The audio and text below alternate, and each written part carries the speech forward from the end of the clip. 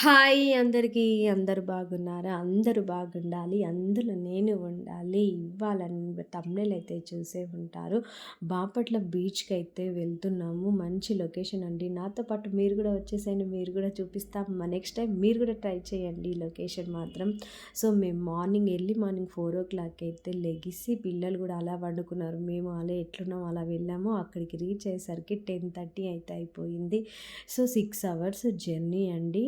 అంటే 4కి లేసాము. 10:30 కల్లా బీచ్‌కి అయితే వచ్చేసాము. మేము చక్కగా బీచ్‌కే వచ్చేసాము. ఇంకా రూమ్ అలాంటిది ఏది బుక్ చేసుకోలేదు. సో, ఇంకా కొద్దిసేపు మా పిల్లలు అలా ఆడుకున్నారు. ఇంకా రూమ్‌కి వెళ్తే ఎట్లా ఫ్రెష్ అప్ అవ్వాలని సరేలే అని కొద్దిసేపు ఆడుకున్నారు. ఇంకేముంది ఇంక అలా ఆడుకున్నాక ఇంకా కొద్దిసేపు ఒక 11, 12 దాకా ఆడుకున్నారు. ఇక రూమ్‌కి అయితే వెళ్ళాము. అక్కడ ఒక హరిత రిసార్ట్ అని ఉంటుంది. పక్కనే ఉంటుంది. ఆ రిసార్ట్ కూడా కనిపిస్తుంది వీడియోలో. హరిత రిసార్ట్‌కి అయితే వెళ్ళాము. అక్కడ పర్ రూమ్ 3000 అంట. అంటే 4 మెంబర్స్ అంట. ఫ్యామిలీ వరకు ఇస్తారంట.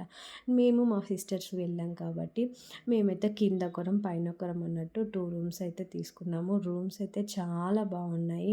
అంత ఏం గలీజ్ అయితే లేదు. బాగానే ఉండే. మంచి టీవీ అన్నీ అవైలబుల్గా ఉండే. ఇంకా వాటర్ అయితే ఉప్పు వాటర్ అండి. మొహం కడుక్కోవడానికి కూడా ఘోరంగా ఉండే నెక్స్ట్ డే రోజు. ఇంకా రూమ్కి వెళ్ళి ఫ్రెష్ అప్ అయ్యి ఇంకా రెస్టారెంట్ ఆన్‌లైన్ అక్కడనే తినేసి ఘోరంగా రేట్స్ అండి. ఇంకా ఆ రెస్టారెంట్‌లో తినేసాము. బయట ఫుడ్ అలో ఉండదంట.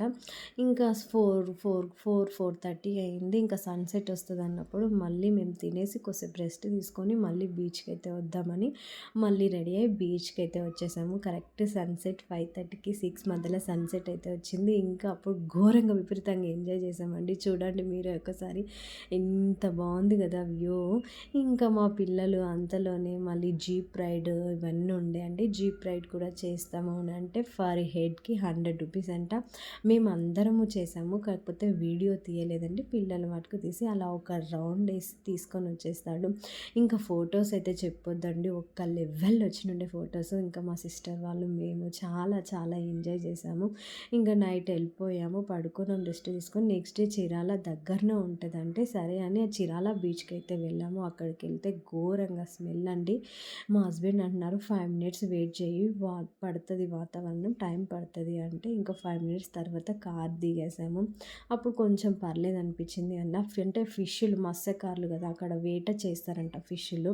ఇంకా కుప్పలు కుప్పలు పోసుకొని కేజెస్ అమ్ముతున్నారండి. రకరకాల ఫిషెస్లు రకరకాల రొయ్యలు ఇంకా పీతలు అవన్నీ చాలా అమ్ముతున్నారండి. కుప్పలు కుప్పలే పెడుతున్నారు. ఎండు చేపలు మా స్మెల్ అయితే ఘోరంగా ఉంటుందండి.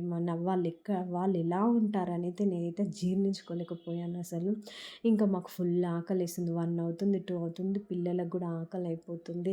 సో, అక్కడ వండిస్తారంట రైస్, కర్రీస్ అవన్నీ. సో, మా వెంబడి పడుతున్నారని ఇంకా మేము రొయ్యలు 2 కేజెస్ ఫిషెస్ 2 కేజెస్ తెప్పించుకొని వండిపించుకున్నాము. 500 ఏమో తీసుకుంటారు. సో, ఇలా మాకు రైస్ అవన్నీ వండించారు. రొయ్యల ఫ్రై మా పిల్లలైతే కార్లోనే అయిపోగొట్టేశారు. ఇంకొక అక్కడ రూమ్స్ అవైలబుల్ ఉండవంటే ఒక వెంచర్కి వెళ్ళి 20 రూపీస్ ఇచ్చాము పార్కింగ్కి.